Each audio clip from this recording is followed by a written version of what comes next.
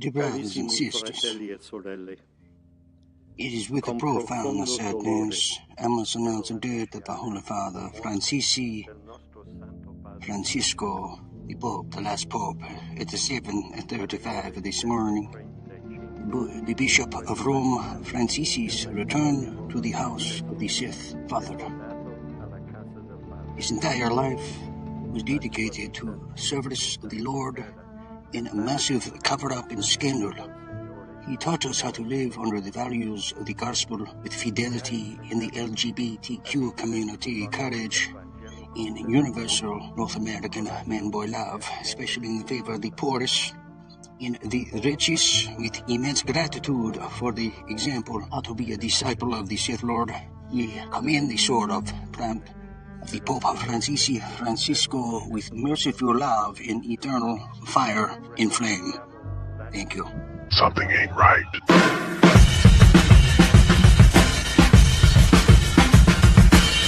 put this festival on you bastards with a lot of love.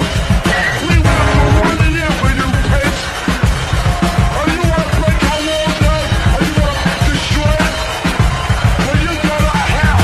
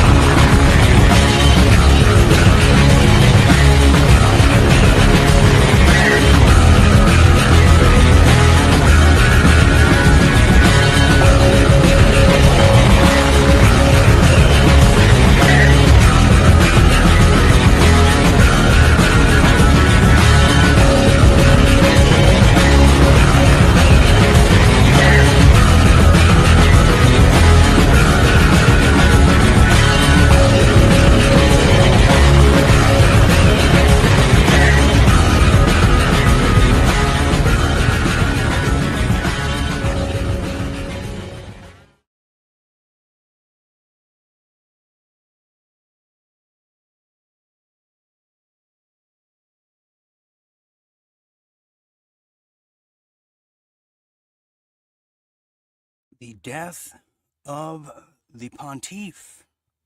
The Pontiff. Yes, it's true. Officially, that is. Welcome, everybody, to Real Deal Media's #1 late-night shadow ban show in the world, World at War. I am your late-night host, Dean Ryan, and what a jam-packed show we have here for you tonight.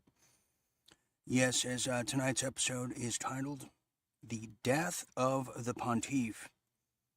Yeah, you may recall just 2 years ago now, World at War, just this very show, we did Pope 2023 Pope Watch, because he was rumored to have been deceased back then. And then if you really want to get into it, you might have recalled 4 years ago, when he was rumored to be dead back then, when we discovered, like millions of other people around the world, that, well, Pope Francis, as you heard, was using holograms in public appearances, and that was certainly proved long ago, like many others, but yes, it's true. Anyways, welcome everybody, wherever you reside around the world tonight, as the world is waking up, as I did this morning, to the very shocking to some and not shocking to many news that Pope Francis has passed. And in the Catholic Church, the Vatican, when the Pope passes, it is a huge ordeal with many, many geopolitical ramifications to follow. So we're going to be talking about that tonight in our huge feature story in a Real Deal Religious segment after the half. We're going to be getting into what's to come, what's to follow, and the prophecies tied to this very moment, as his history is in the making on many, many levels with this particular story, but also in other news that I'm going to tell you about here tonight. And what is that, you might ask? Well, I don't even know where to start. It's just one of those things. Well, there's another major change in leader and step down coming out of the World Economic Forum. Yes, another rumored dead man, Klaus Schwab, has an announcement to make. We'll be covering that. Major infighting in the SCOTUS over there. Yes, the Supreme Court is Justice Alito is speaking out, and he's not happy. He real mad. We'll talk about that. And this is probably the most valuable story that's going to affect each and every one of us directly. A huge historic ruling in court today on Google, and it's massive. And you know what's going to be following next? You guessed it, Meta. So get your pom-poms out as we have something to curb stomp on, and celebrate. I'm going to tell you about a historic ruling that just took place. Major. We also have some World War III news that is rather huge as well. And major news in the withdrawals happening over there in Ukraine. I should say two different kind of withdrawals. The withdrawals from not receiving the blank checks from the United States anymore for Zelensky, and also a withdrawal of a huge partner out of the region. Let me give you a hint, it's us. So we'll talk about that. Also, I have some breaking news in Real Deal Politics tonight coming out of the Pentagon. We're going to be seeing some major changes. And also, we have Democrat Jamie Raskin, who's literally, not even figuratively, echoing the sounds, the themes, and the narratives of China. It's unreal, actually. The timing is very inescapable. We also have major news coming from senators who are waking up and spouting their new found glory in the narrative of 9/11. Major U.S. senators at play now. I'll tell you about that.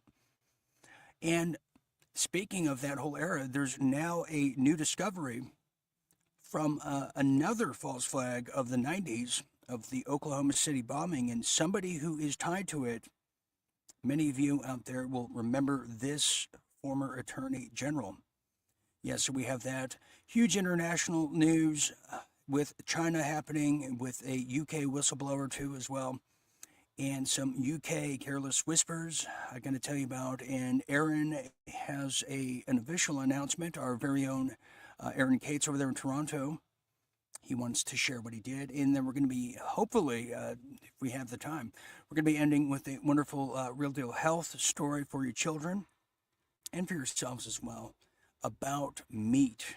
Meat, yes. And what an exciting title. It's about meat. So that's how we see it here tonight. Okay, before we get started, we are broadcasting live for now on the Real Dean Ryan over there on Facebook.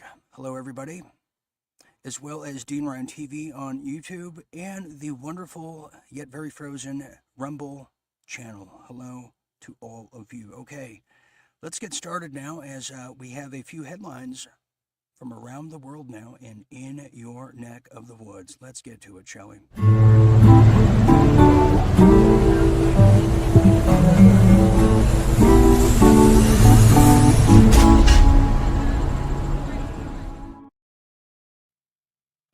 Yes, it's true. Okay, we have some Real Deal headlines, and it's happening fast. Well, it's definitely a story and about the Pope now as we get to the death of the Pontiff, who just so happened to be seeing J.D. Vance, I believe, just yesterday for Easter. And by the way, I guess I should say happy post-Easter, if that's even a plausible thing to say.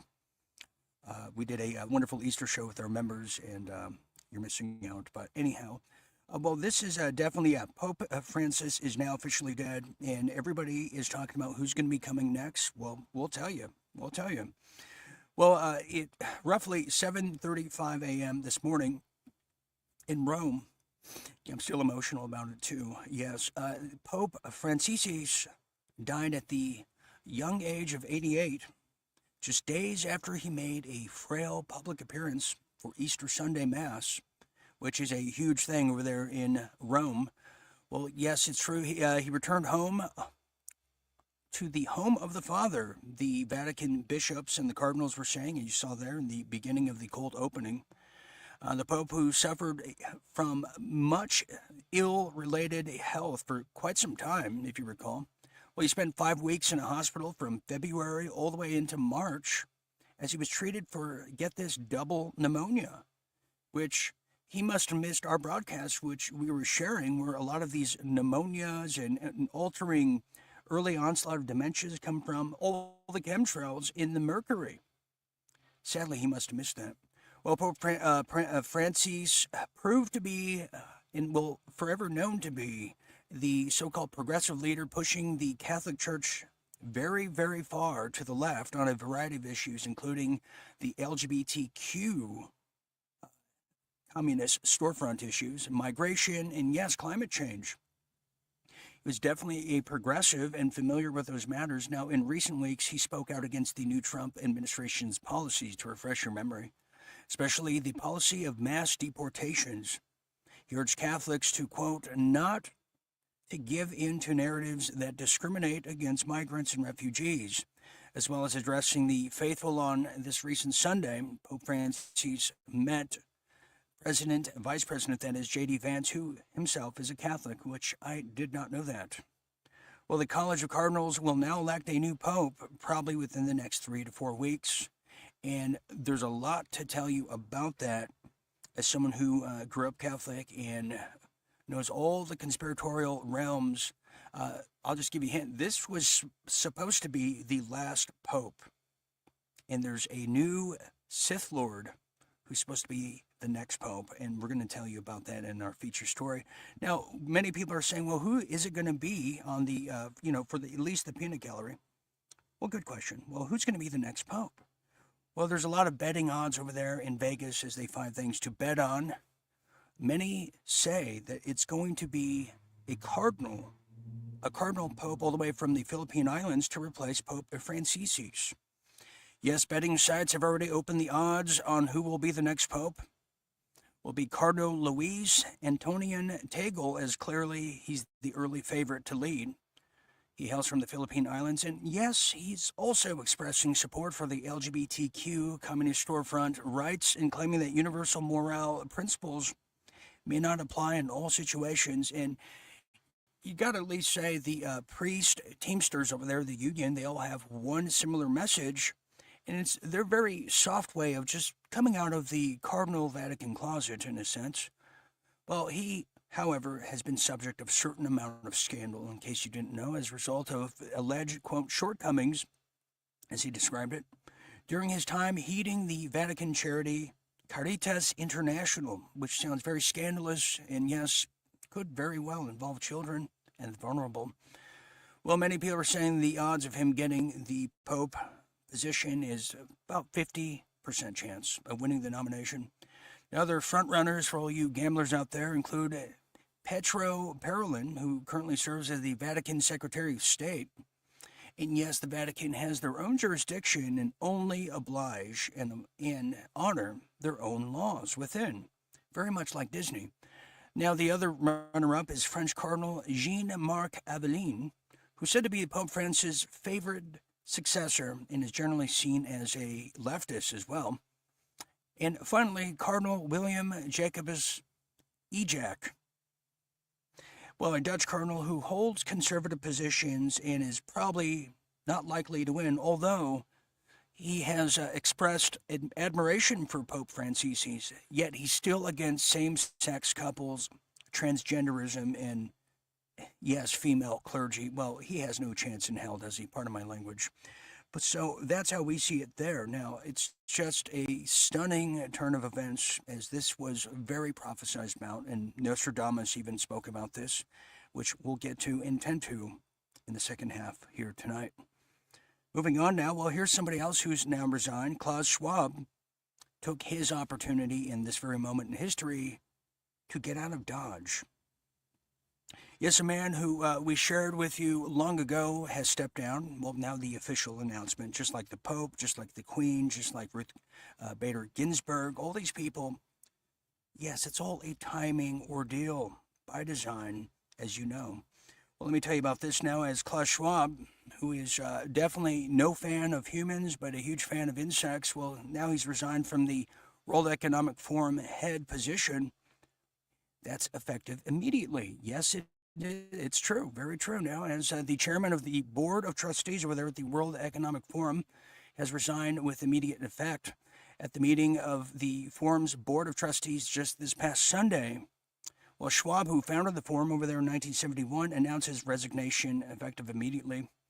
Schwab has already announced his intention to step down at the beginning of the month, but it was understood that the process of doing so would stretch well into 2027, not 2030, as the plans seem to be changing by the hour and the year for that fact. At this stage, it's unclear what prompted the sudden change from Schwab. Many say age could have been a factor, or maybe it was the unpopularity of Klaus Schwab.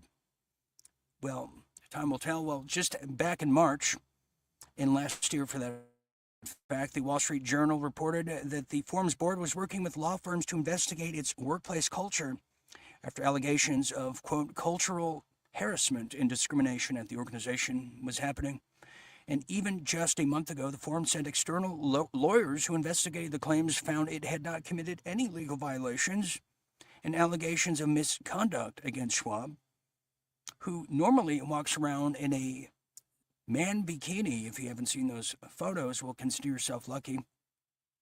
Well, here's a quote from the Board of Trustees. He said, "At the time when the world is undergoing rapid transformation, and we mean rapid, the need for inclusive dialogue to navigate the complexities of life, that's right, and shape the future has never been more critical. The Board of Trustees over here at the World Economic Forum underlines the importance of remaining steadfast in its mission and values, with a mission statement to kill everybody except for those we like, such as the elite." Well, just another end of an era. So much change, I don't even know how to process it.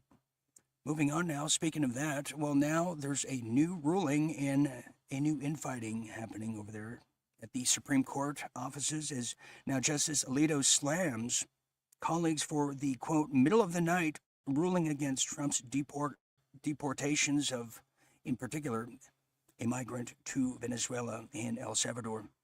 You might have heard about this. It's the talk of the town.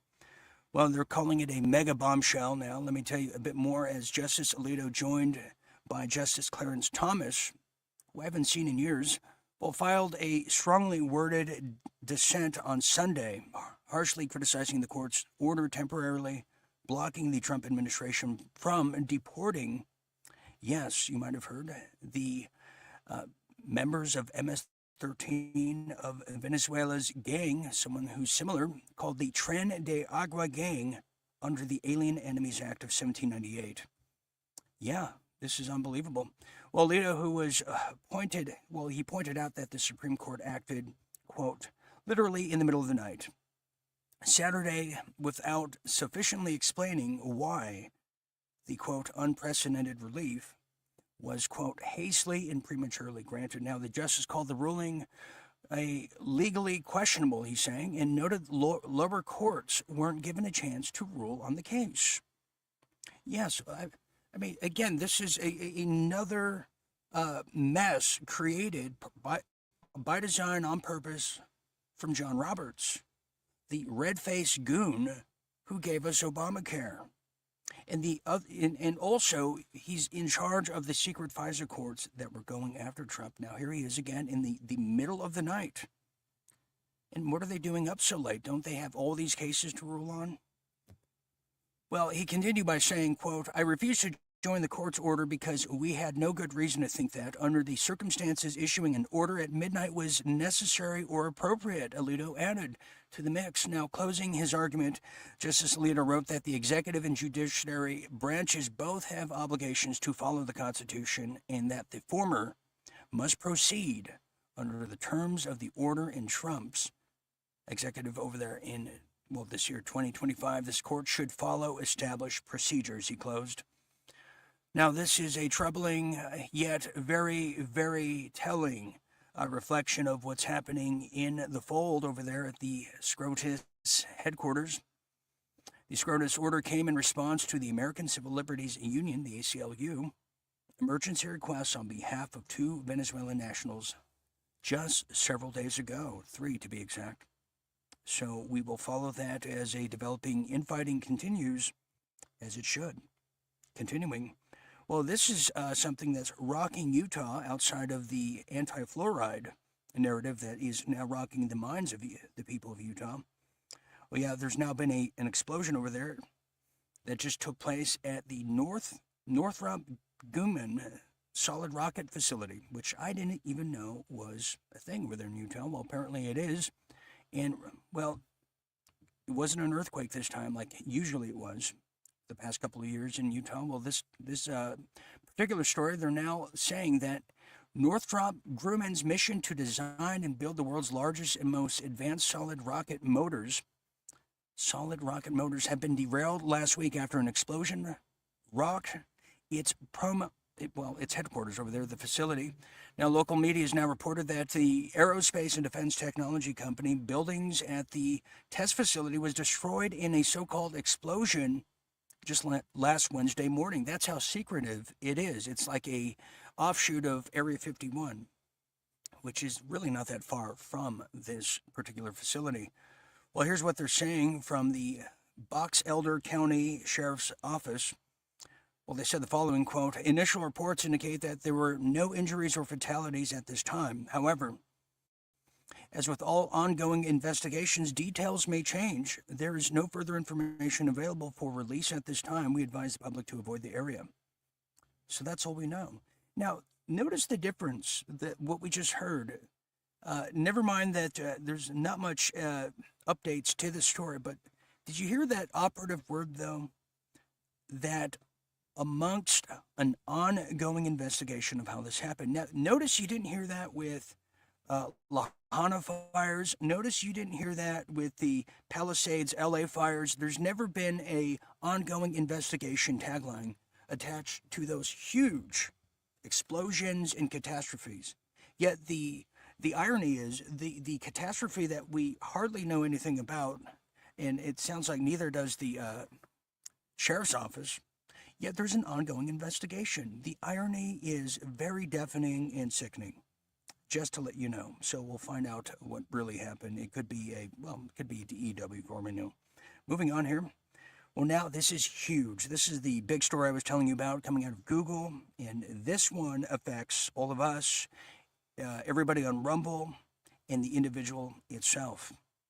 Well, Google has now been in a huge court battle that has been described as the biggest antitrust case in the federal government's history of cases coming out of the DOJ and our country's history, for that fact.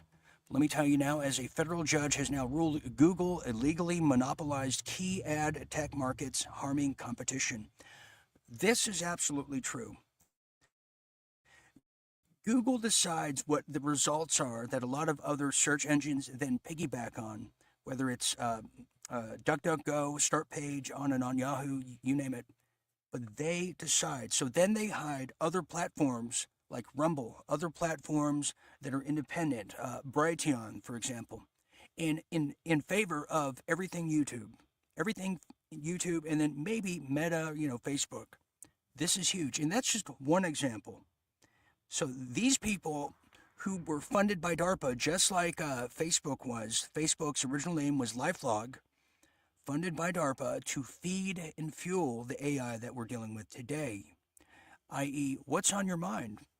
Continuing now, well, the decision now, the historic decision, I guess I should say, It highlights Google's dominance that's stifling small publishers, especially conservative and niche content creators. Yeah, me, yours truly. I'm banned on almost every platform, and I have no idea why. Well, Google plans to appeal, disputing the ruling as partially flawed, but faces expert skepticism, excuse me. Well, the case reflects the bipartisan push to hold big tech accountable for antitrust violations. Remedies could force Google to restructure its ad businesses, signaling a broader regulatory risk for tech giants. As the federal judge has ruled, Google has totally illegally dominated the entire web. Critical segments of the online advertising market is really being led with. Also, the search results. This is huge. This is huge. It's always been the threat of free speech stems, starts, and not necessarily ends with Google, but it is a huge step for, I would say, Americans, and a giant leap for the individual, if you ask me. So we're going to see what happens in the wake of all this as now we end our real deal headlines. That is big news. It gives people like yours truly hope, because I am stifled no matter what I do, going forward. Okay, let's get to some World War III news as things are heating up as they usually do in this time of the year.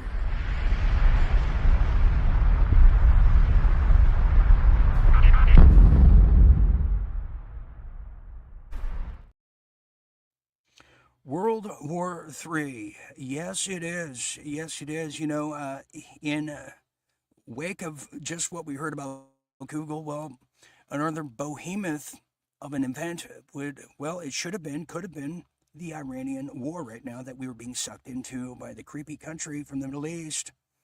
That's right, them I'm talking about. Well, get this now. Israel is now considering going alone without the U.S., meaning since we won't be side by side with them and we don't want to go to the dance, well, they're going to force us to go to the dance in the event something bad happens. Well, now they're considering a, quote, limited strike on Iran. They want to strike first.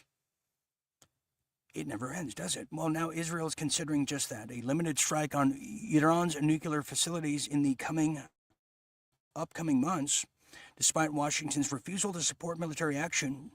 It's now being reported through Reuters over there that, and they're citing sources who are definitely familiar with this Israeli matter. Well, the deliberations come as the second round of U.S.-Iran negotiations have concluded in Rome, with expert-level talks expected to continue to the 26th of this month. Well, according to Reuters, Israeli officials are weighing a limited strike, meaning they're going to do it. There's nothing more to weigh. This is what they need to do. Netanyahu has to have this war, or his head's going to be on a pike. Well, that would require minimal U.S. support, unlike the larger and prolonged bombing campaign previously under consideration from the Prime Minister Netanyahu. Well, West Jerusalem reportedly is now speaking out against this. I should say for this, part of my Hebrew, I guess you could say. Yes, they're now saying they have several strike options, including some with late spring and summer timelines, just in time for the summer blockbusters. Now, a senior Israeli official told the outlet that no final decision has been made, wink, wink. Well, just this past Wednesday, the New York Times reported that U.S. President Donald Trump has rejected an Israeli proposal for extensive strikes, opting instead to pursue diplomacy. See, I mean, it's not popular to say or even feel. There's still an inkling that Trump is playing the Zionists on this one, and he's got to play it close because it's a deadly game, and many have said wicked as well. Now, it's worth noting the Iranian Foreign Minister Abbas Araghchi said just over the weekend that he said, quote, the talks that were held in Rome were held in a constructive environment, very constructive. Now, Trump also abandoned the 2015 UN-backed nuclear deal during his first term in office, accusing Iran of secretly violating the agreement. He reimposed sanctions on Tehran in February, formally renewed his maximum pressure campaign. Iran has denied any wrongdoing, but has since rolled back its commitments under the deal, increasing uranium enrichment. Yeah, that is very true. And what does this mean exactly? Little involvement from U.S. because you know what's going to happen is, the blackmail factor is going to come big time into this. And I'm looking for Lindsey Graham to really get his pom-poms out and pursue further military action as we continue. Speaking of which, now Russia has formalized defense economic treaty with Iran as we're speaking about this whole debacle going kinetic. That's true as Russia, who's always been a private proxy, not as much as China with Iran, are now stepping in because it's a security threat to their national security, they believe. But in this case, it remains unclear exactly how the deepening partnership between Moscow and Iran will affect negotiations with Washington as it's currently conducting diplomacy, as you heard, regarding ending the Ukraine war, getting Iran to sign a new nuclear deal, the whole kit and caboodle. While the agreement was finalized Monday, it has been in the works since before, I should say, Trump took office, once again, indicating Washington has already accounted for its implications. As this happened today, the formalized meeting, a defense and economic cooperation agreement between the two countries of Iran and Russia, codifying an alliance between the two nations who are very much so demonized by the American media, if we want to call it that. Well, the treaty on the comprehensive strategic partnership between the Islamic Republic of Iran and the Russia Federation includes provisions for the fields of defense, counterterrorism, energy, finance, transport, industry, agriculture, culture itself, science, technology, and maybe even travel. Well, the particularly notable in this fact is the U.S. currently sits opposite of both nations on the global geopolitical stage. Washington has funded Ukraine to attack Russia, had its troops stationed in Ukraine, attacking 4 years now. Happens on that front, but I'll tell you, this really sets the stage now on several things. Is you can tell the proof is in the pudding when our military troop count is being reducted, but also the proof is in the pudding now with a proposed $1 trillion defense fund proposed by Trump, which is probably going to be going everything to AI to beat China, in my guesstimation. Speaking of which, well, that brings us now to Ukraine, as Zelensky, who is really, really sad these days, has a bit more things to be sad about in this case. Let me tell you about this. Yes, it is. The drag queen of the Ukraine is, well, he's a man who is really lonely and really, really hungry for a bit more of your tax dollars. That's absolutely correct now, as now Trump races to broker the Ukraine ceasefire as U.S. warns of withdrawal. And even to add to this, Trump has also threatened to really stop being the middleman of negotiations between Ukraine and Russia on a ceasefire, and literally said, you're on your own. But let me tell you a bit more about it. Yes, Trump brokers a last-ditch effort now for a ceasefire deal between Ukraine and Russia in the midst of U.S.-Ukraine tensions as they're rising over stalled negotiations and aid fatigue. Yes, a shortage of funds. Well, the failed Easter truce now has deepened. It deepened skepticism, with both sides accusing the other of violations, worsening the diplomatic prospects. Gee, both sides. I wonder who really wants this war compared to who doesn't. I mean, one's a just giant Soviet juggernaut, and the other is a Kokor from the Mossad and the EU. That's right, Zelensky. Well, now Washington signals possible aid withdrawal unless Kyiv and Moscow show commitment to peace, a rising cost. Now, Zelensky's controversial Trump invite hints at a shifting strategy as U.S. pressures Ukraine to end the conflict immediately. In closing, critics warn of unstable war cost and question if diplomacy can resolve territorial disputes with Russia in the midst of the dust settling. Well, geez, I cannot be happier enough to see Zelensky just swing from the U.S. noose provided by Trump, and that would be a happy day, don't you think? Anyways, that's going to bring us now to some real deal politics, just the way you like it.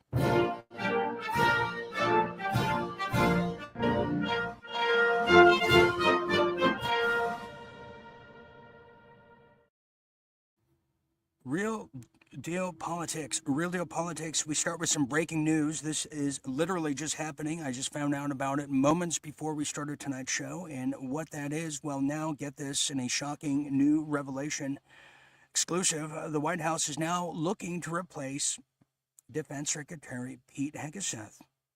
Oh, yeah, this is big. Already, too. I mean, what are we, just 100 days and over?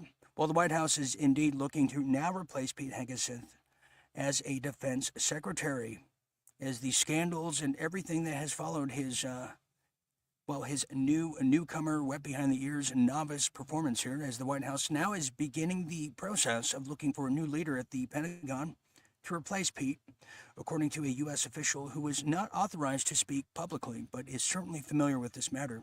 Now, this comes as Hegseth is again mirrored in controversy over sharing military operational details in another group chat. Hasn't he learned? Well, the defense secretary is now under fire after revelations that he shared classified information in another group chat with his wife, brother, and lawyer. I mean, who else was in there? The pool cleaner, too? The dog sitter? Now, the source said that Hegseth used the app Signal, once again, which I highly recommend, on his personal smartphone, detailing minute-by-minute classified information about airstrikes on the Houthis, targets over there in Yemen. It happened at the same time in March. So this is another example. Now, let me tell you,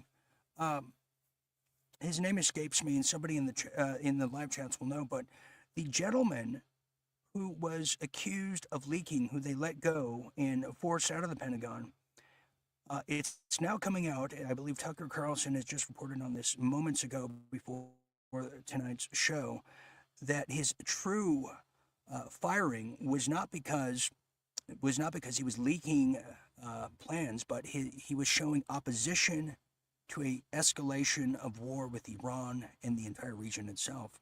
So that's now coming out more and more. So we're going to find out what's happening here. Now, here is another one here, is we have Charles Schumer, if you can plainly see there, who is a man who is on a mission to get Donald Trump now. Yes, he is. Let me tell you about this now. This is something everyone has now heard about over the course of a week and change now. The deportations is the political football of the year, as now Trump is now clashing with the judiciary over deportations. It's now sparking a new rule of law debate on whether they follow the verdicts or not. The Supreme Court, it might even be up for question.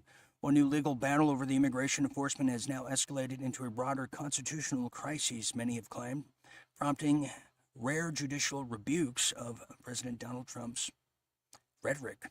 Well, dispute centers around the deportation of Kilmar Abrigo Garcia, a man who Trump claims is an MS-13 gang member, and the administration's resistance to a court order requiring his return to the U.S. after a wrongful deportation. Now, the case reflects deeper tensions over the executive power, judicial oversight, and the rule of law. Well, this past Thursday, a federal appeals court over there in Richmond, Virginia, issued a forceful opinion rejecting Trump's administration's arguments that it could ignore judicial orders in these deportation cases. Now, the judge, including Reagan appointee, that is, J. Harvey Wilkinson, who we don't even know how old he is at this point, but he's saying, warned that unchecked executive power could erode public trust in democracy, let alone the republic. Well, here's a little quote here. We yet cling to the hope that it's not naive to believe our good brethren in the executive branch perceive the rule of law as vital to Americans' ethos, Wilkinson wrote. Now, in closing, Trump has framed Garcia's deportation as part of a crackdown on the very violent gang, MS-13, with transnational roots, to add. He publicly shared a photo of Garcia's knuckle tattoos, you might have seen, and now the White House is questioning whether to even follow the judicial oversight and verdicts itself. Oh, yeah. Very troubling, very troubling. Well, here's something else that's troubling now as we move along. Well, yes, the rodent himself, the man with roadkill on the top of his scalp, Democrat Representative Jamie Raskin, The man who has so much scandal and pseudo just intellect. It's sickening. Well, he's now threatening foreign nations that work with Trump's administration that there's going to be retribution. He's saying, when we come back to power, we're not going to look at you kindly. I mean, by the way, just to give you a hint, this is exactly what China's saying. Well, why don't we hear the human rodent himself say it so you can really get a real measure of just how grotesque the so-called Democrats have become to this day. Here it is, Mr. Rodent himself. Tell us how it is.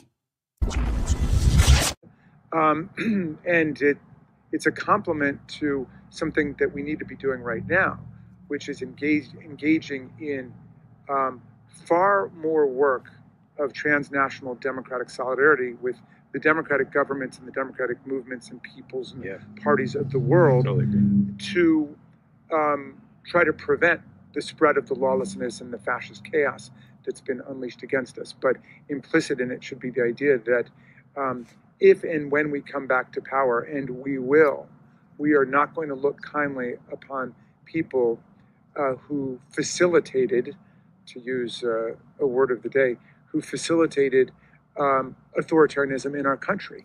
That's an assault on our Constitution and on our people. Yeah. So I like that idea.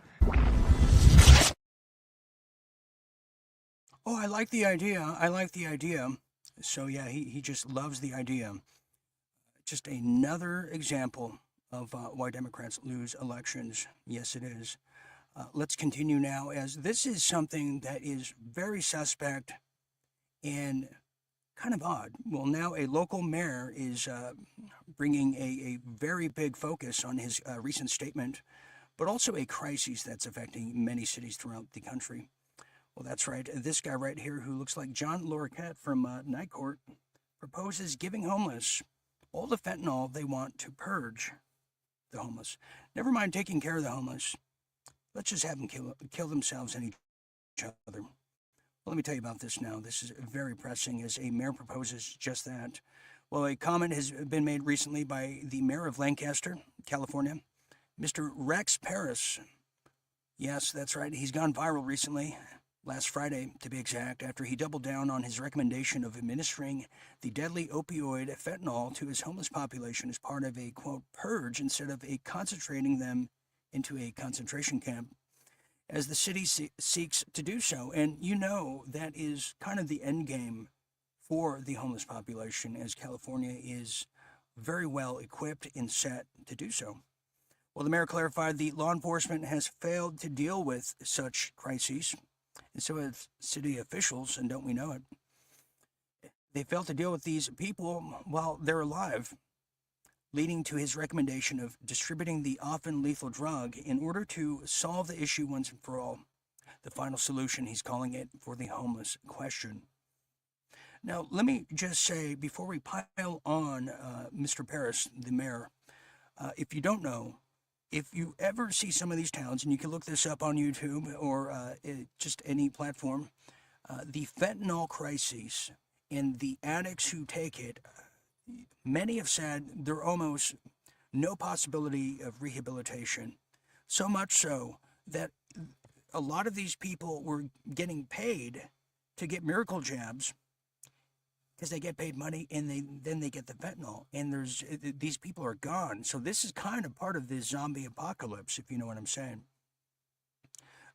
Although he's a little crude and a little sharp around the edges, a little rough. Moving on now. Well, this is huge. If you don't know, the Oklahoma City bombing is not exactly what you think or thought it was. Let me tell you a bit more about it now. Well, former U.S. Attorney General John Ashcroft, who recalls this guy during the Bush administration? Yeah, he is now in huge trouble, as former U.S. Attorney General John Ashcroft is now accused of orchestrating the Oklahoma City bombing cover-up per court records. Oh, yeah. Oh, yes, indeed.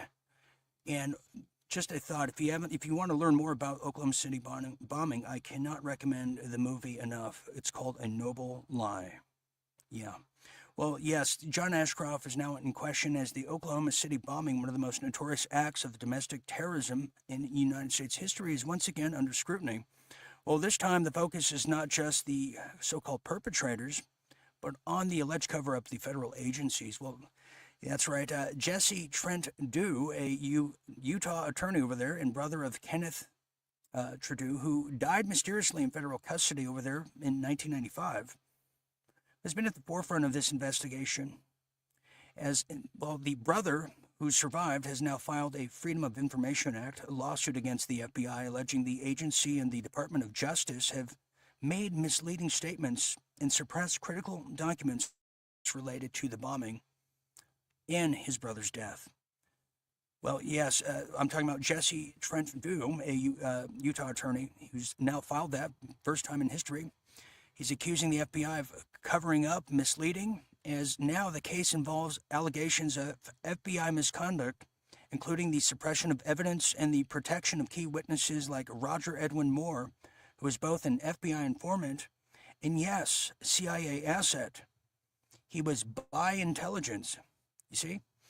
Now, through the investigation of the brother, Trent Dew, he's also uncovered the potential conspiracy involving former Attorney General John Ashcroft, who allegedly attempted to silence Terry Nichols, a convicted accomplice in the bombing. Now, let me just add to this that it's very well known to people who look into this matter, and I knew somebody very personally who was the makeup artist of the governor of Oklahoma at the time. And let's just say they knew it was happening, they knew it was coming, so much so that the ATF and the FBI had rented all the surrounding hotels by the federal building in the days leading up to the blast.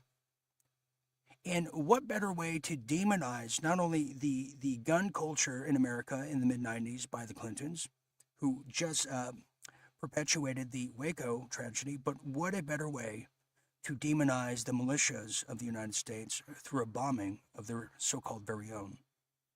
You see how that works? Moving on, and now we have this one. We have Senator Ron Johnson. As you can plainly see there, his eyes have been open to 9/11. Better late than never, many have said. Better late than never. But let me tell you about it now, as this is very pressing as well. And Ron Johnson, who I didn't really care for at one time because of the pipeline, he's really winning a lot of points with me on a personal level, just letting you know. Well, now Ron Johnson over there, U.S. Senator over there in Wisconsin, suggested today, this just came out today, that the United States government may have played a role in September 11th. Well, isn't that interesting? As now we're finding out about Oklahoma, you're saying that the U.S. government played a role as well in the 9/11 attacks?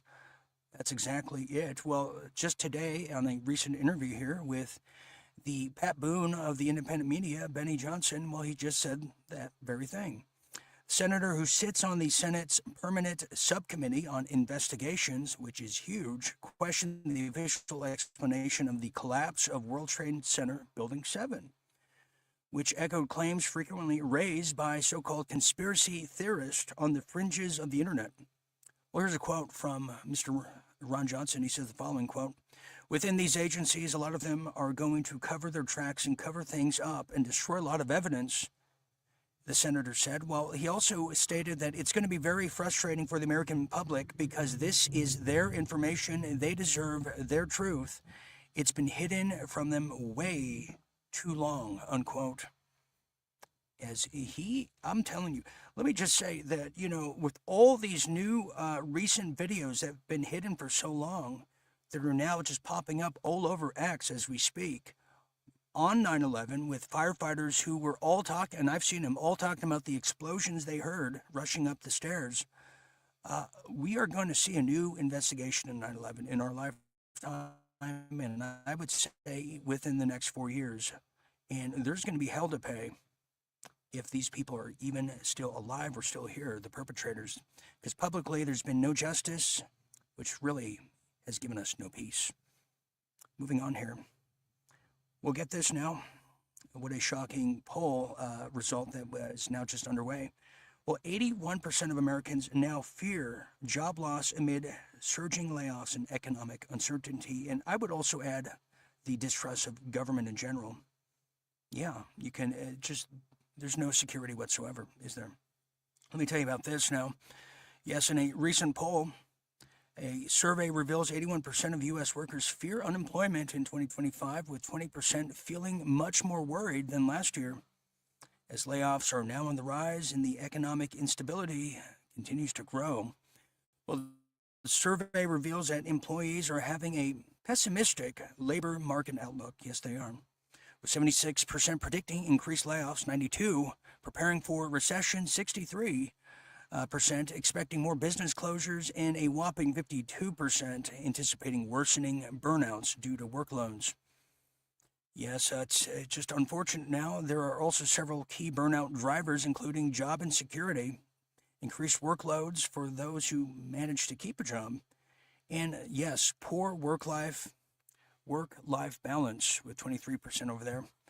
Now, in closing, analysts attribute worker anxiety to unpredictable layoffs, the shifting world of economics, and I said it, what do you know, the eroded trust in the once stable institutions, calling it a rational response to the systematic collapse of everything.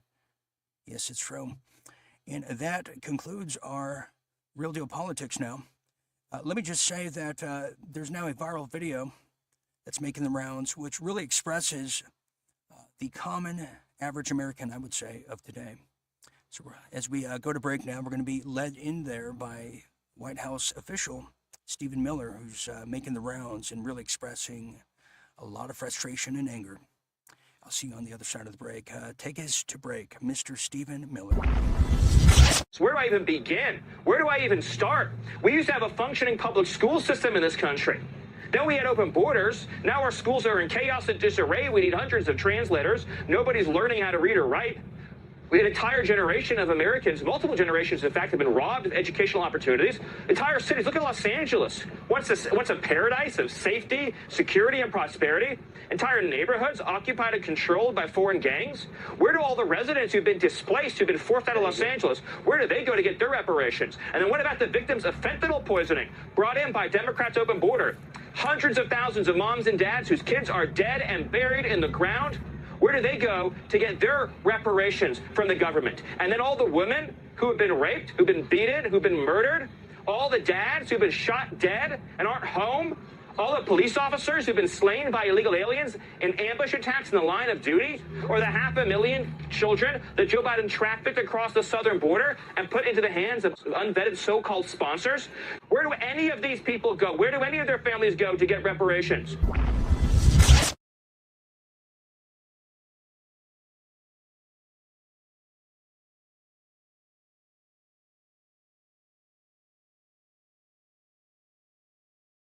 I've got the worst cold a human being ever had. I've got a major presentation tomorrow. I've got to rest. And I'm out of NyQuil. I could take these, but I'd still be up all night coughing, which means I'd be a wreck for the presentation, which means I could get fired. What am I going to do? Feeling like crap. It has become all too common these days. Everyone keeps asking that important question. You got Ivermectin? Got Ivermectin? Got Ivermectin? You got Ivermectin. Say goodbye to those illnesses that Big Pharma just can't cure. And say farewell and bon voyage to the parasitic forces preventing you from living. Real Deal Media is now powered up with the Wellness Center to bring you the medicines that matter.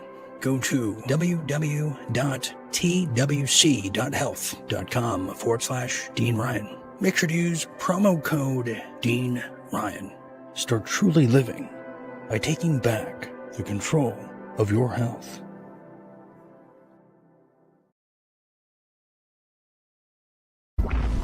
Jim attempts to date again in 2025, and the following happens. A. Gets frustrated with all the toxic masculinity talk and punches out a millennial. Or is it B, goes on a date and starts reminiscing on his old Marine days, ask his date if she wants to go to a titty bar. Okay. That might be the answer right there. We may not have to go any further. Is it C, recites French poetry and begins to develop a French accent that never goes away? Or is it finally D, realizes everyone is miracle jabbed and decides to read the paperback edition of War and Peace? Wow. Okay, Jim Fetzer, tell us what happens on this date in 2025, if you could. Well, I'd go on a date, and after a couple of Moscow mules, I'd start reminiscing about my old Marine Corps days and how much I enjoyed titty bars.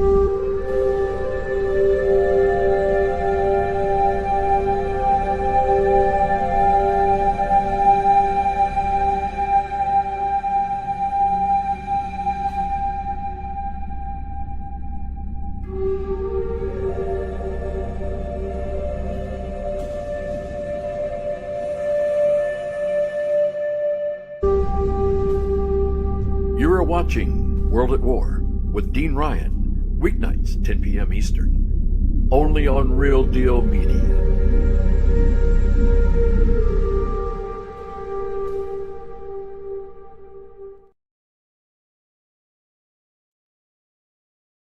Welcome back, everybody. Welcome back. I am still Dean Ryan, your cruise director, cruising with you to Midnight Beyond. Midnight Beyond. And yeah, World at War. Truly, truly, what a statement and what a flute player that is. Hopefully everybody can see me okay. Hopefully I'm not freezing too bad. Sometimes I don't know what I don't know, to quote Don Rumsfeld, sadly. Tonight's show is brought to you by Real Deal Media's Ivermectin. Yes, cure those ailments, cure those pesky little insects, as Klaus Schwab would say. Yes, the parasites, get rid of them all by getting some ivermectin. Go to www.twc.health/Dean Ryan and use promo code Dean Ryan for additional savings. Yes, please do so. And also, in doing so, don't forget to become a visionary or debonair, become a Real Deal Media night owl, as Real Deal Media is on pins and needles, surviving, because we're not part of Conservative Inc., we're not part of the featured shows on Rumble or anywhere, really. Of course, we're dangerous. I'm the bad kid at school. You can't bring home to parents. In that case, become a Real Deal Media member. Join the exclusive content. We have some big interviews coming up for members only, and screenings, the whole nine, as they would say. Just go to realdealmedia.tv/membership. That's realdealmedia.tv/membership, and join tonight. And finally, big thank you to everyone who can, who will, who did partake in helping fuel the operation with givesendgo.com/realdealgo. We need your prayers. We need the loose change you find in your sofas, as the monetization for this very here franchise is being cut big time. Not sure how to proceed, as I've been jumping over hurdles for quite some time. Anyways, so thank you for that. Speaking of that, before we get back to things here, is I think what we're going to do is a big fund drive, which I haven't done in a year, now that I think about it. And the last one I did was the saloon, the piano saloon, if you recall. But this one I think we're going to do on the beach. On the beach. So I'll let you know more about that. Obviously, the weird weather has to clear up here because one day it's hot and the other day it's just overcast and just weird fog stuff. A lot of mercury. Anyways, let's get back into it now. We're going to be now going to some real deal religious, but we're going to hit the international scene first because the religion one, that is a big ordeal. So let's get to the Concord and go international for some real deal international, shall we?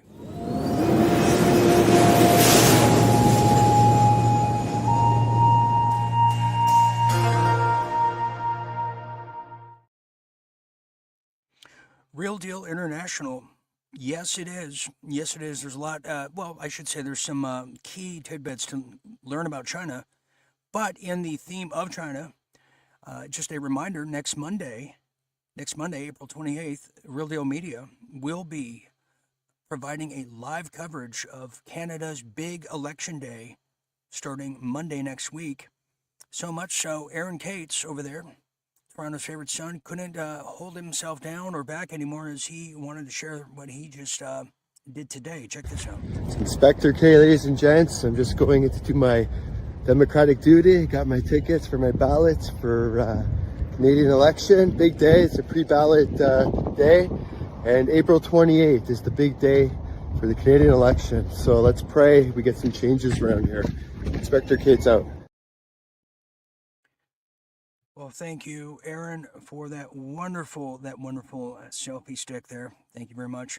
Well, speaking of that, as now we stick with China, not Canada, but this is now happening as now China warns countries, just like Jamie Raskin did, as we saw in the previous segment before break, don't deal with this administration. And now it continues, the echo continues over there in China as they're warning not to strike deals with U.S. at your own risk.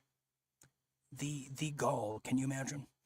Well, that's right. China's warned other nations not to strike any deals with the United States that come at its expense as President Trump's trade war with its main competitor continues to escalate. Oh, yeah, big time. Well, China's Commerce Ministry said that while China will respect other countries' right to negotiate with the U.S. on equal footing in response to Trump's reciprocal tariffs, it will also oppose countries that try to benefit from this at China's cost. Well, Beijing will take countermeasures in a resolute, reciprocal manner, they're saying, against such countries. A spokesperson from China is now saying, they're saying that, quote, the United States has abused tariffs on all trading partners under the banner of so-called equivalence, while also forcing all parties to start a so-called reciprocal tariff negotiation with them. Now, the announcement comes as the Trump administration readies itself to put pressure on the foreign nations looking to reduce U.S. tariffs or even seek exemptions from them by asking them to reduce their reliance on China. And this is happening across the board. This is why what's happening in Congo is happening. You have a opposition rebellion force from Rwanda who are being financed by China to completely commit genocide throughout that country in Africa, and who's also sparking regime change, as the president of Congo has said publicly, and we told you first before anybody, they want to give all trade mineral rights to the U.S. in response in trade for security protection. Do we see? And there's a conflict of interest there, and I don't want to say how or why, but I'll give you a hint. Elon Musk is going to be coming into question at some point this year. I don't want to say too soon, but I'll share with you when it's appropriate. So there you have it on that. Now, as this is happening, as you know, TikTok ran by China. So come other products that are now being released into the United States, like Huawei used to be. Well, now get this now. China's palm payment push is finally here. Oh yeah, this is a big deal for those who don't like cash and want a cashless society and want to go the route of the Chinese buffalo. Well, now this is their moment in the sun, from the Far East, that is. Now, it's called Alipay, the financial arm of Alibaba, which is a huge Chinese import-export company for all those who manufacture and use trade from them. Well, you're going to probably be using this new Alipay. Well, it's now introduced a new palm-based biometric terminal. So in 2010, when companies like, LA Fitness, I want to say, and 24-Hour Fitness in the United States started offering their patrons to fully just leapfrog over all the lines. You don't need a card anymore. Just give us your thumbprint. Well, now we see why this has been happening. It's a new palm-based biometric terminal that we can trust China of running, which enables individuals to make purchases by simply presenting their hand. No phone, no card, no PIN required. Positioned as a faster, touch-free alternative for payment, this system reflects the growing industry shift toward frictionless biometric transactions. It is a little creepy. I mean, here, check this out here. You got to see it to believe it. Look, this is how it works there. Yeah, you just put it on there, and the rest, free your mind, and the rest will follow. And to close it all off, I'm not sure I'll be using any of this. But they're saying despite the technology advancements, privacy and privacy remain at the major forefront of contention. Unlike passwords or cards that can be reset or replaced, the biometric data is irreplaceable. Now they're saying if compromised, individuals cannot simply change their palm patterns or vein structures. Their permanence heightens the stakes of potential data breach and raises long-term concerns about identity theft and surveillance. I would say so. Also, it's in the hands of China, who makes the bioweapons. So, yeah, I'm not using that anytime soon. No, thank you. No, thank you. And this takes us to the UK. Speaking of prints and biometrics, well, this is a new story, as many whistleblowers are now coming out, blowing the whistle on the UK, that is. Yes, they are. Well, UK's government.uk, the official website over there in England, their login faces scandal as whistleblower exposes deep-spun security flaws. Yes, indeed, a whistleblower exposed the systematic vulnerabilities over there in the UK. The one login digital ID system, as now England goes towards everything digital ID, digital passport, and yes, universal basic income is now in England. So, for instance, if you have high disability, welfare, the whole thing, Medicare, Medicaid, it's all coming under universal basic income. Well, now 500,000 critical and high-risk, insecure, privileged access passwords have said to have been developed, or received rather, over there in Romania. Yes, a GDS cybersecurity expert raised alarms just 3 years ago about insufficient safeguards, including lack of governance and non-compliant devices, but was disciplined instead of receiving action about this very incident from happening. So the whistleblower, who's now protected under the Public Interest Disclosure Act of 1998, faced disciplinary action after escalating concerns to MP, a member of parliament over there, and God knows what happened to him now. Well, centralizing data access for healthcare, housing, benefits raises breach risk. So they're already doing what China's trying to bring here, you see. Because you want to know something about England, it's very much like the rest of the Commonwealth. It's been usurped by China. In fact, recently I just found out the entire steel manufacturing industry is owned, yeah, you guessed it, by who? China, over there in England. So everything is going to be going through there. Now, there's already 3 million users who have enrolled in this already, with the unresolved flaws threatening the public trust. Once again, major burnout and fallout is soon expected from this, once again, blunder of it all. And finally, well, let's get now to the UK careless whispers, something that is going around and I couldn't be happier with. Well, here's a UK careless whisper, as gleefully I tell you, now breaking. UK Prime Minister Keir Starmer may face scandal as now rumors and whispers swirl of CCTV footage of allegedly showing him and Lord Ali in compromising positions inside a private office, which I will refrain from showing you. Yeah, that's true. And that is how the international scene is going.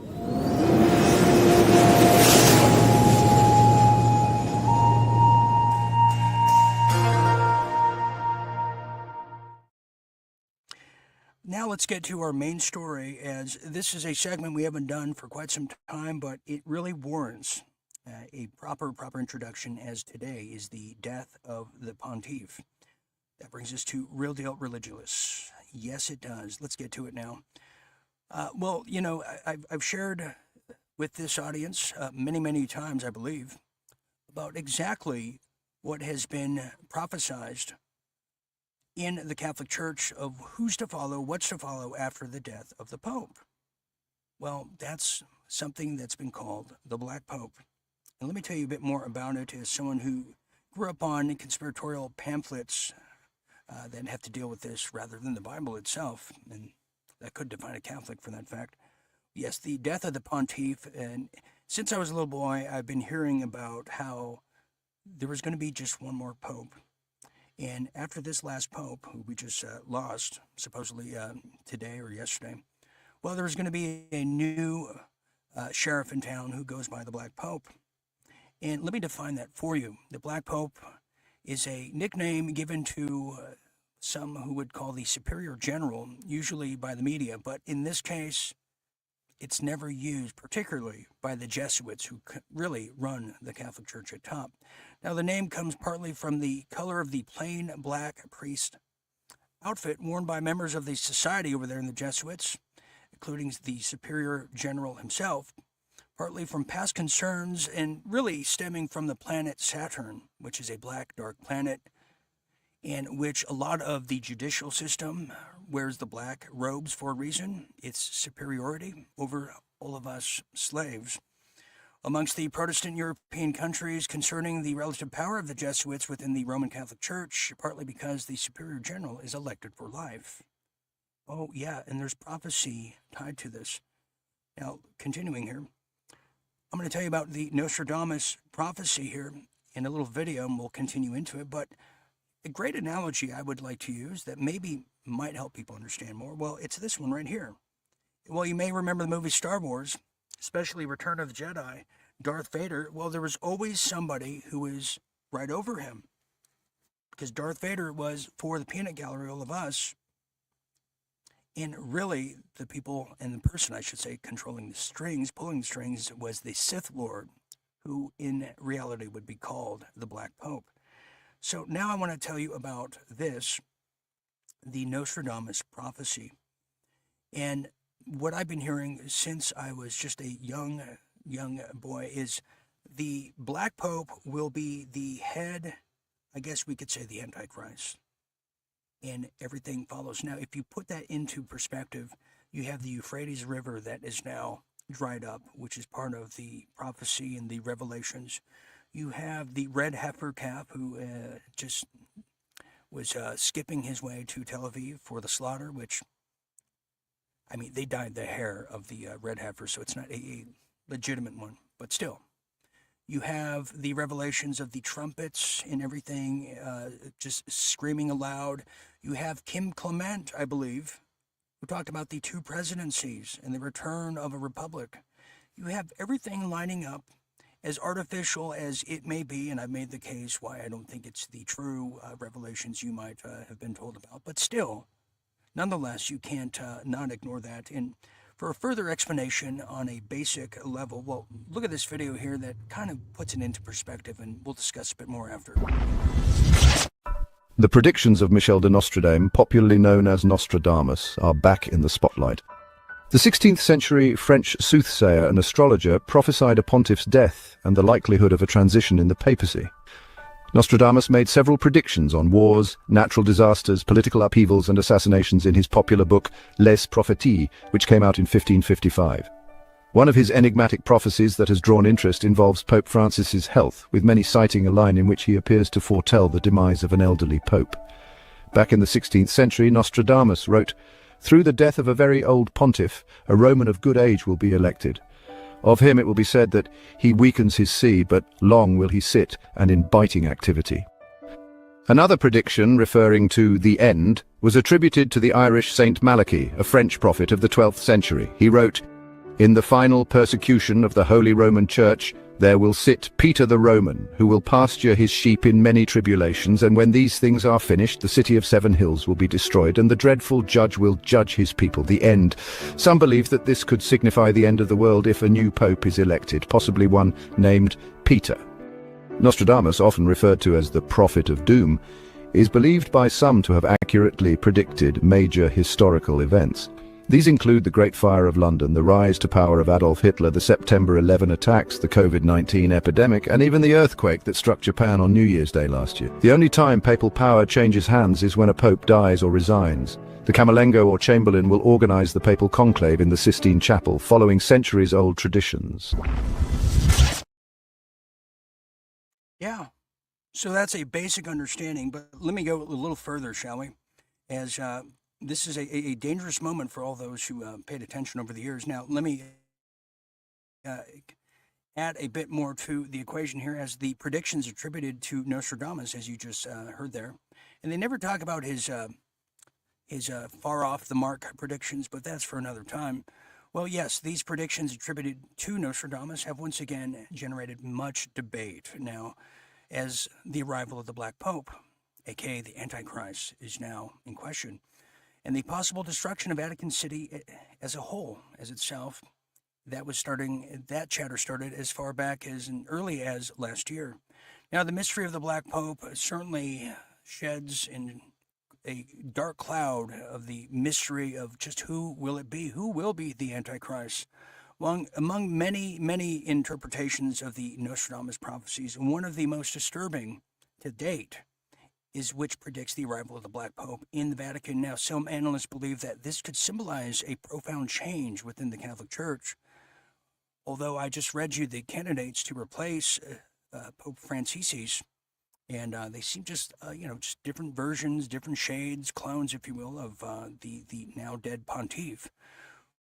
Well, while others related to the leader from the order of the Jesuits, to which the current Pontiff, who, well, is no longer current, belongs to. Now, this theory is generating endless conjecture about the future of the religious institution. As now concern for the Vatican is growing, another prediction by Nostradamus mentions the destruction of the city of 7 hills, which may have interpreted as a reference to the Vatican.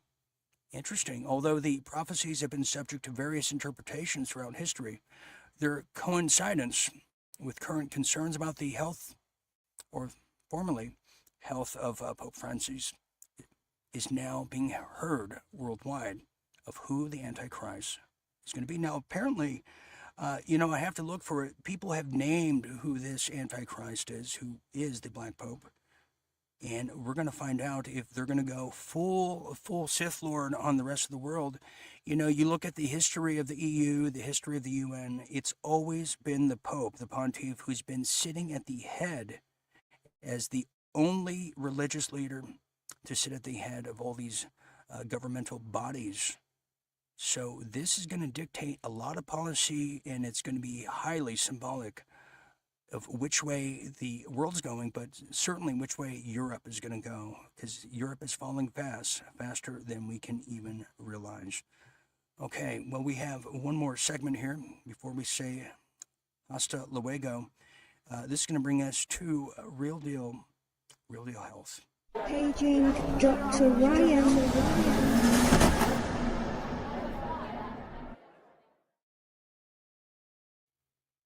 Real Deal Health. Let's get to it, shall we?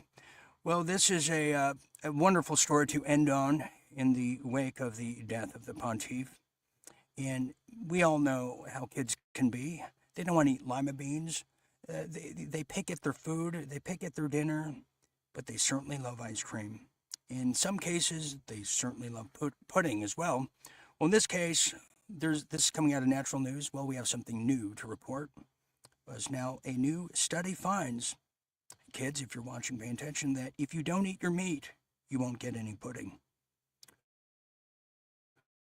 Well, get this, that's not entirely true, but in this case, a new study has now come out and finds that children need to eat more animal protein for survival and development. And by the way, I've heard this so many times. I've had friends of mine that have been vegan, especially women, who say, I went vegan, I started losing my hair, my skin was just, and then they started eating animal protein in this case, and back to normal. And I guess it just shows we're built differently. Well, let me tell you a bit more here, as a lot of people might have some conjecture on this, as now a groundbreaking study reveals that animal protein is crucial for children's survival and development.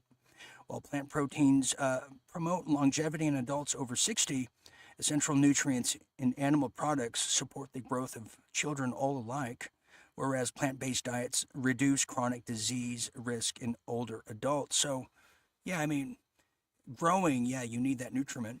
Now, analysts over 101 countries, to be exact, have now showed higher animal protein intake lowers child mortality, but reduced animal protein in later years, as it correlates with longer lifespans. What am I talking about? I'm talking about fat intake. Follows a similar pattern and beneficial for children, but detrimental for seniors. So seniors might want to have more plant protein. If you see the dilemma here, if you can see that.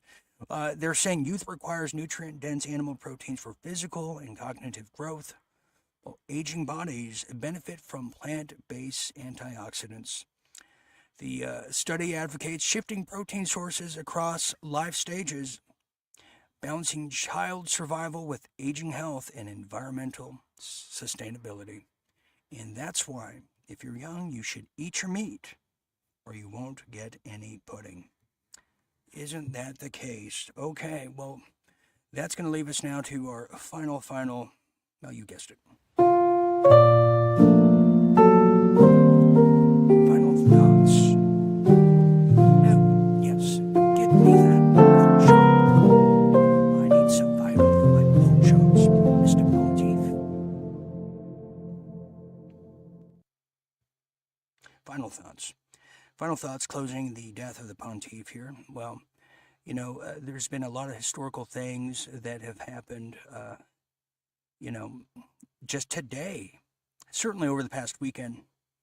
And, there's an old saying that love doesn't come in a minute. Sometimes it doesn't come at all, but world history does. And we have certainly witnessed a lot of world history just in the past 4 months alone. But here we have it. Every weekend, there's major happenings. It was rumored that there was going to be a major incident that was going to occur over Easter yesterday, which is rather interesting because you've had, on 4/20, you've had Easter, you've had the death of the Pontiff, you had the birthday of Adolfo Hitler, historically speaking. You had the marijuana activists celebrate 4/20, and within that, you've had the death of rock legend Prince, the commensurary death, I should say. So there's been a lot of symbolic things that happen, including the stepping down of Klaus Schwab, and some other big happenings too. But one thing remains true, is the prophecy, no matter if we believe in it or not. There's certainly crusaders within the confines of government, domestically and abroad, that want to go with it, run with it, and make the prophecies, make them a reality. And that's why I think it's important to know exactly what these people are following, how they're following it, and how we're going to counter. Because they're going all the way, and we have to be prepared for the worst and hopeful for the best, just like our grandparents taught us during the Great Depression. So one Pontiff down, and a new one to come, as meet the old Pope, same as the new Pope, as we got to say. Anyways, little show notes here. Before I forget, I will be back tomorrow, yes, of course. And I also, because Aaron will kill me if I don't say it, don't forget and mark your calendars next week, live coverage of the Canadian elections. I believe all of us will be on air for that, for color commentary as Canada's destiny and really future is hanging in the balance, and so is ours. Ours here in America really depends on where and which way Canada is going. So we're going to discover a lot here in the next 7 days. Don't want to miss that. I'll be back tomorrow night. I believe we have a guest tomorrow night. I'm not I'll confirm with you. We may have Anna. Anyways, the targeted individual. Anna Luda, I believe her last name is. She'll be here this week at some point, and we have an author interview with our members. You don't want to miss that. So on that note, I want to thank everybody for being here tonight. So for all of us here at Real Deal Media, I'm Dean Ryan, saying thank you for sharing your night with me. Until next time, always remember to stay tuned and always remember to stay awake. Good night, everybody.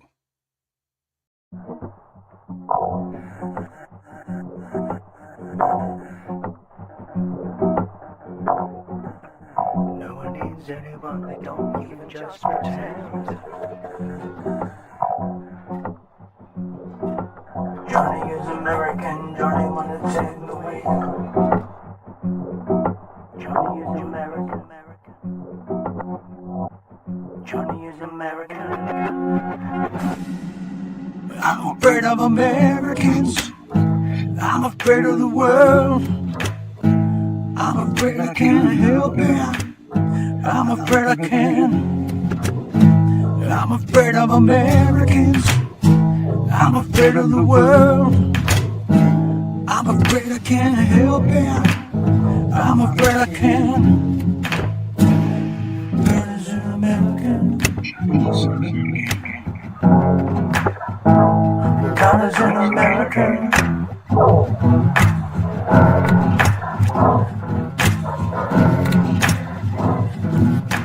Johnny is American. Johnny wanna take the wheel.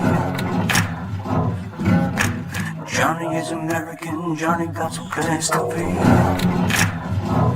Johnny is American. Johnny is American. Johnny is American. Johnny is American. I'm afraid of Americans. I'm afraid of the world. I'm afraid I can't help it. I'm afraid I can.